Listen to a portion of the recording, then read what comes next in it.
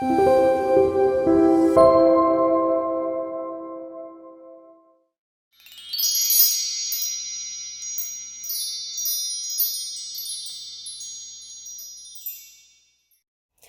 다음에 7장을 보도록 하겠습니다. 7장 1절에서 2절. 기럇-예아림 사람들이 와서 여호와의 궤를 옮겨 산에 사는 암미나답의 집에 들여놓고 그의 아들 엘리아사를 거룩하게 구별하여 여호와의 궤를 지키게 하였더니 궤가 기럇-예아림에 들어간 날부터 20년 동안 오래 있은지라. 이스라엘은 온 족속이 여호와를 사모하니라.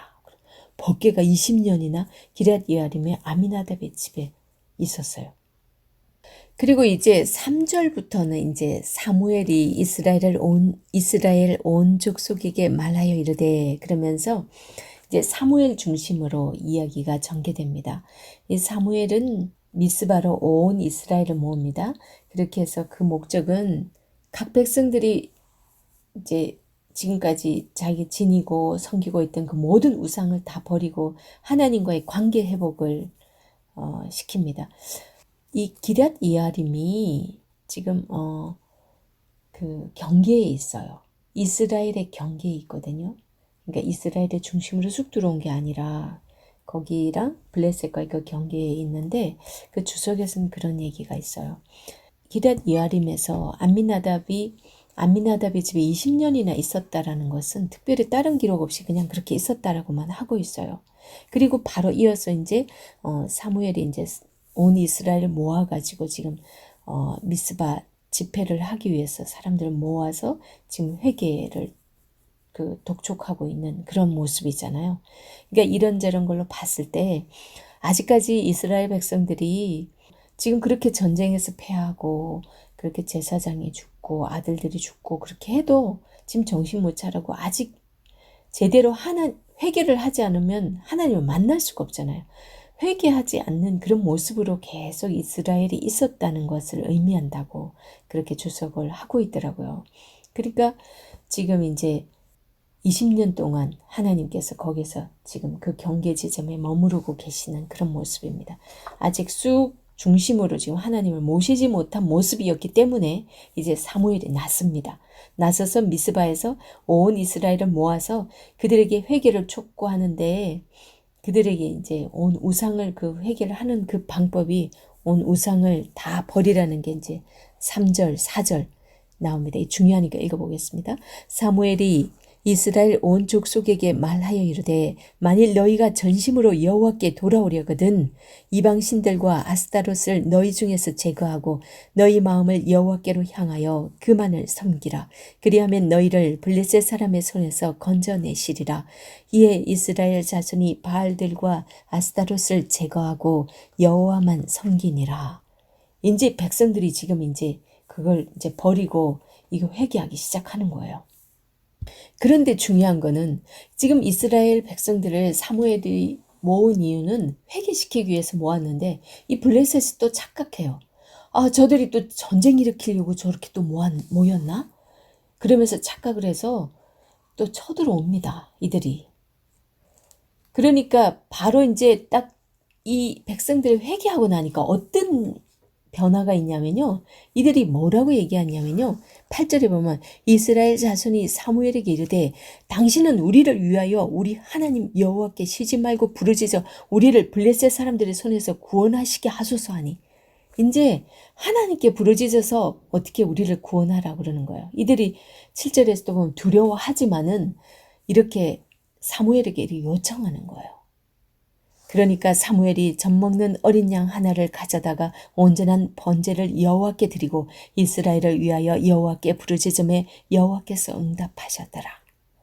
그러니까 이런 모습이 되어야 이게 신정국가의 바른 모습인 거죠. 지금 이제 그걸 회복하고 있는 중입니다. 이 사무엘을 통해서. 이제 사무엘이 딱 등장하면서부터 이제 이스라엘이 회복하는 듯 합니다. 그런데 중요한 것은 이제 또 문제가 생기죠. 블레셋이 쳐들어왔으니까 이 사무엘이 이제 하나님께 기도를 했을 때 하나님께서 이제 블레셋 군대를 이기게 하십니다. 그래서 그들의 그 군대의 우레를 발해가지고 어지럽게 만들죠. 하나님께서 전쟁을 치르시는 방법은 사람들 자기들끼리 소란하게 한다거나 서로 자기들끼리 막 치게 한다거나 아니면 우레를 발해서 이렇게 어지럽게 한다거나 어떻게 뭐 그들을 뭐 이렇게 다 하나님 방법으로 죽이시는 거죠. 그래서 하나님께서 하셨기 때문에 이를 기념하여서 미스바와 센 사이에 돌을 세워서 에베네셀이라는 그 지역이 생깁니다. 돌을 세워서 기념하게 하죠. 그래서 사무엘이 돌을 취하여 에베네셀이라는 기념비를 세우게 합니다. 우리 길갈에서 또 기념비 세웠던 거 기억하시죠? 여호수아가 그 요단강을 건너왔을 때 그 백성들에게 길갈에다 12돌을 세우게 하잖아요. 그것도 하나님께서 하셨다라는 것을 기념하고 잊지 말도록 하기 위해서 한 거였죠. 그리고 이제 가나안 땅에 진정한 평화가 임합니다. 그게 이제 13절 이하로 소개되고 있는데요. 그래서 여호와 하나님이 친히 다스리시기에 사실은 왕이 따로 필요 없었어요. 이스라엘 왕이. 그죠? 이렇게 제대로 된 사람만, 지도자만 있었다면 하나님께 구하고 하나님 뜻 가운데로 시키는 대로만 하면 되는 그런 지도자가 있었다면 굳이 왕이 필요 없었어요. 그런데 사무엘은 베델, 길갈, 미스바 이제 순회하면서 이스라엘을 다스렸어요. 그리고 고향 라마에서도 사사로서 역할을 합니다. 우리 7장에서 8장의 이런 부분들을 보면요. 미스바에서의 그 회개 집회랑 이 왕정에 대한 필요성의 문제를 이제 다루고 있거든요. 7장과 8장이. 이제 이는 이제 9장에서 사울이 등장하게 된 배경이 왜 사울이 이렇게 등장하게 됐는지를 우리가 설명해주는 하나의 배경이 될 수 있어요. 7장과 8장이. 그런데 이제 7장까지만 해도 정말 백성들이 이렇게 미스바테 성회를 하고 나서 회개를 하고 나니까 정신을 차렸어요. 그래서 이제 사무엘에게 기도 부탁함으로 인해서 하나님께서 역사하셔서 분명히 그걸 통해 보여준 건 뭐냐면 하나님께서 하면 된다. 하나님 너희들 나한테만 구해라.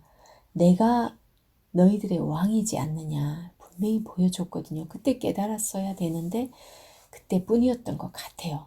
실제로 이제 이들도 진정한 회개도 했고 이것에서 또 우리가 얻을 수 있는 것은 우리도 이 땅을 살아가면서 정말 내가 문제가 생기고 어떤 힘든 일이 있을 때 내 자신을 먼저 돌아봐야 되는 거죠. 내가 하나님 앞에 바로 서 있나?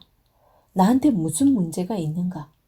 그걸 돌아보고서 내가 진정한 회개를 한다면 회개가 뭐라 그랬어요? 그냥 입술로만 고백하는 것이 아니라 진짜 내가 하나님을 중심에 두고 사는 거죠. 그리고 사실 7장에서의 그 백성들이 회개를 그들이 하고 나서 바로 이제 블레셋이 착각해가지고 쳐들어오잖아요. 그랬을 때 이제 7절에 보면 7장 7절에 보면 블레셋 사람들을 두려워했다라고 나옵니다. 이스라엘 자손들이. 우리 가운데도 블레셋과 같은 그런 존재들이 있어요. 그죠? 우리를 두렵게 하는 그런 블레셋과 같은 그런 때로는 골치 아픈 뭐 해결해야 될 그런 문제가 있고 어떤 때는 정말 관계의 어려움이 또 블레셋과 같은 그런 문제가 있을 수도 있고 그런 게 있었을 때 답을 여기서 우리가 8절에서 지금 제시를 해주고 있잖아요. 그죠? 지금 여기서는 사무엘에게 이렇게 부탁을 합니다. 그렇다면 우리도 오늘은 이때만 해도 자기들이 다 제사장으로서의 그렇게 서 있는 사람들이 아니었잖아요. 사무엘은 제사장이기 때문에 제사장에게 부탁을 하거든요. 그렇다면 오늘은 우리는 우리 스스로가 다 만인 제사장 시대를 살고 있기 때문에 우리도 다 제사장이에요. 그럼 우리가 직접 하나님께 나아갈 수 있기 때문에 우리가 하나님께 구하면 돼요. 기도를 직접 했을 때 내가 진정으로 회개하고 기도할 때 하나님께서 그 문제를 풀어 가신다는 거죠. 정말 이것이 굉장히 하나님께서 주시는 이 메시지로서 정말 감사하더라고요. 딱 이렇게 느꼈을 때 우리에게 과연 블레셋은 어떤 것인가. 저한테도 많이 떠오르는 그런 일들이 있었습니다. 근데 그런 걸 당할 때 우리가 하나님 앞에 기도하는 것이 가장 답이라는 거, 사무엘상 7장을 읽으면 그 메시지를 받을 수 있다면 참으로 복될 것 같습니다. 그리고 8장 하겠습니다. 8장 1절에서 7절을 제가 읽어보겠습니다. 사무엘이 늙음에 그의 아들들을 이스라엘 사사로 삼으니 장자의 이름은 요엘이요 차자의 이름은 아비야라. 그들이 브엘세바에서 사사가 되니라.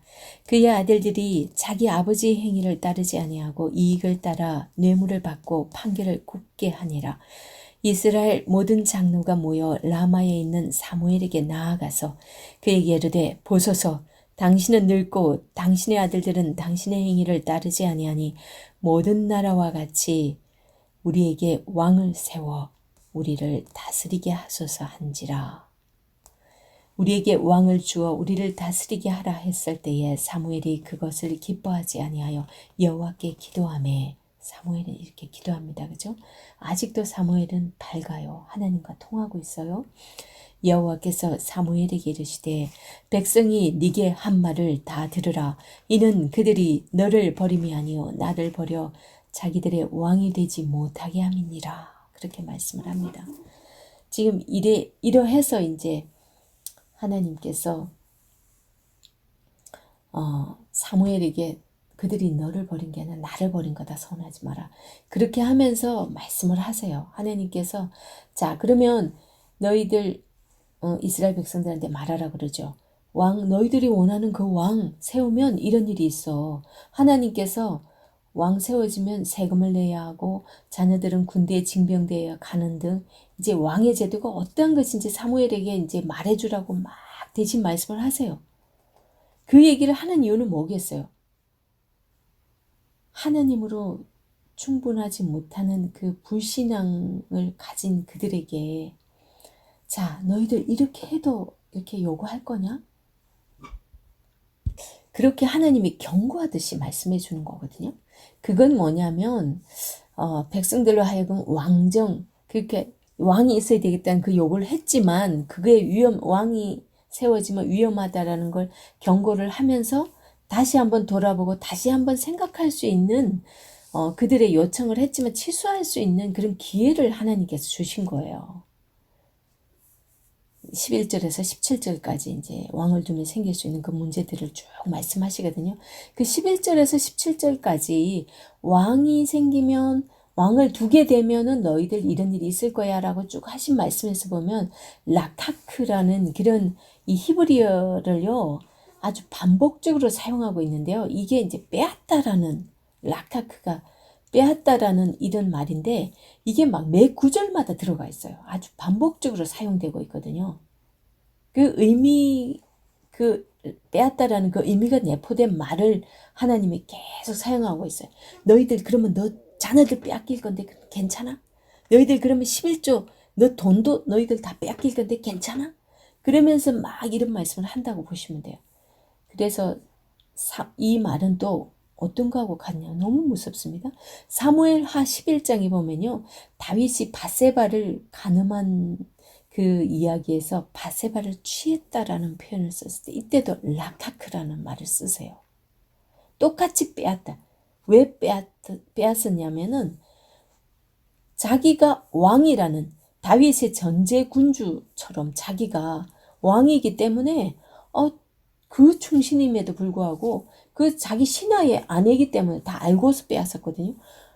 신하의 아내를 자기가 취할 수 있는 거예요. 그게 이 전제 군주로서의 그 왕이 이 빼앗는 거예요. 그럴 수 있다라는 거 보여준 거거든요. 그거나 이거나 지금 매 한 가지 하나님이 예견한 대로 실제로 이루어지는 거죠. 이 왕이 생기면 그렇게 된다라는 거. 그러면서 이 8장 전체는 이스라엘의 왕정 요구에 대한 하나님의 최종적인 어찌 보면은 너희들 이래도 좋으냐? 그러면 좋다. 내가 허락하마. 이러면서 22절에서 말씀하면서 이 8장을 끝맺고 있습니다.